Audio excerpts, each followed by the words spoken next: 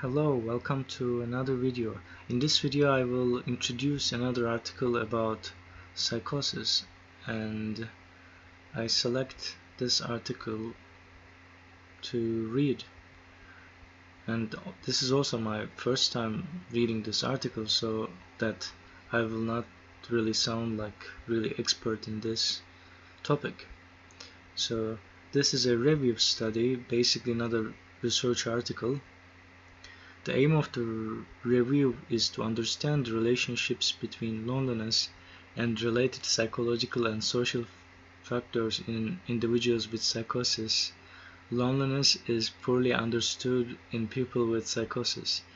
Given the many social challenges facing individuals with psychosis, these findings can inform psychosocial interventions that specifically target loneliness in this vulnerable group. So they use, for this review study, they use guidelines of this and review empirical studies that measured loneliness either as a main outcome or as an associated variable in individuals with psychosis. So it is not sure how they search studies in this field by searching which keywords. 10 studies examining loneliness, and it's claimed to be a systematical review. 10 studies examining loneliness in people diagnosed with a psychotic disorder were examined. Heterogeneity in the assessment of loneliness was found, and there were contradictory findings on the relationship between loneliness and psychotic symptomatology. So it says loneliness may be influenced by psychological and social factors such as depression, psychosis, anxiety, poor social support, poor quality of life, more severe internalized stigma and perceived discrimination, and low self-esteem. These are expected results. The relationship between loneliness and psychosis remains poorly understood due to lack of rigorous studies. Although having strong social relationships is crucial to facilitate recovery from serious mental illness, psychosocial interventions that specifically target loneliness in individuals with psychosis are lacking and needed. And for some people, the scarce literature is not really or not really that objective. They assume that if in one field there are 10 studies, it's enough, and they still don't consider, if you do the same thing, they will not consider it as an original study. But this is a review anyway. Interventions targeting loneliness in those with psychosis will also need to account for additional barriers associated with psychosis: social skill deficits, impoverished social networks, and negative symptoms. So let's look at the full article by using this website. So we can check the results section. I'm not sure it's ethical to use this website, but I'm not really subscribed to this journal. So these databases, so the method, the following databases were used: PubMed, Scopus, Web Science, and abstracts published from 1980 to 2016. We also manually searched relevant journals, including those, but there are actually many journals, so just writing all those journals may not be that necessary, because there are like at least more than 100 200 journals. So finally, several experts were consulted about additional studies. All online abstracts were saved into a citation database and duplicates were removed. Studies that didn't meet our initial inclusion criteria were first discarded, and then full-text articles were screened. So I think no one is really interested in the method. So let's read the discussion, if there is a discussion part of it. Oh, let's look at the loneliness and related variables.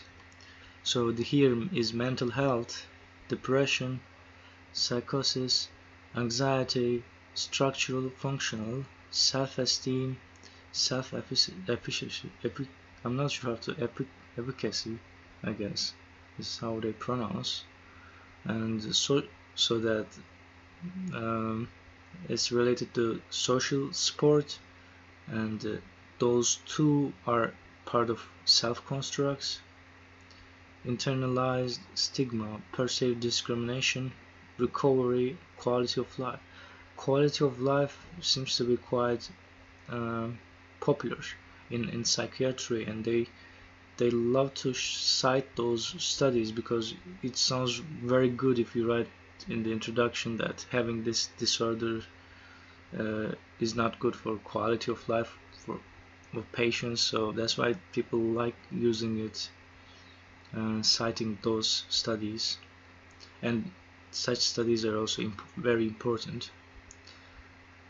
And so it seems quite interesting and useful graph that explains many things, many relationships between loneliness and other aspects of mental health. So theoretical model of loneliness in individuals with psychosis, a focus on psychological and social factors. Bidirectional arrows are used to indicate possible, so there, if it is bidirectional, then it means that both are related to each other. For clarity, we only indicated arrows between loneliness and each specific factor rather than between specific factors. Additional factors that warranted further investigation, trait anxiety, social anxiety, should also be considered. So that's interesting. So discussion, and let's read the conclusion part to feel like we are finishing the article. At present, there is a lack of integration between the two specific lines of inquiry, research in loneliness and psychosocial interventions in psychosis.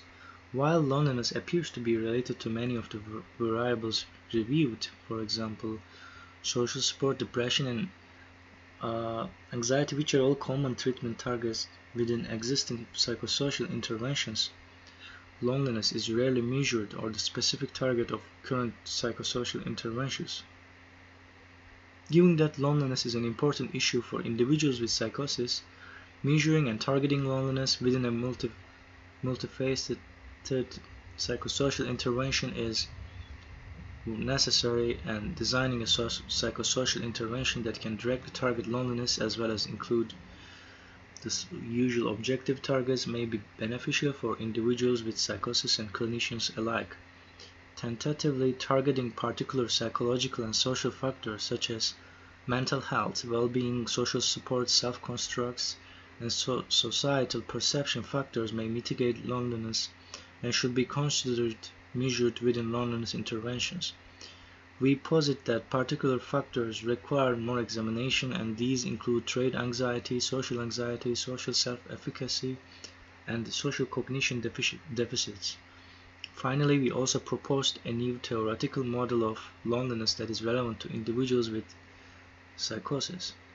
So I think it's quite interesting and useful article about psychosis and its relationship with loneliness, and somehow if people are lonely, and then they will more likely to suffer from psychosis related psychological disorders, and also mental health professionals should try to focus on loneliness as an important factor in psychosis patients to improve their life quality. And thanks for watching this video. And if you enjoyed this video, or if you want to read this article, you can just search this title. Have a good day.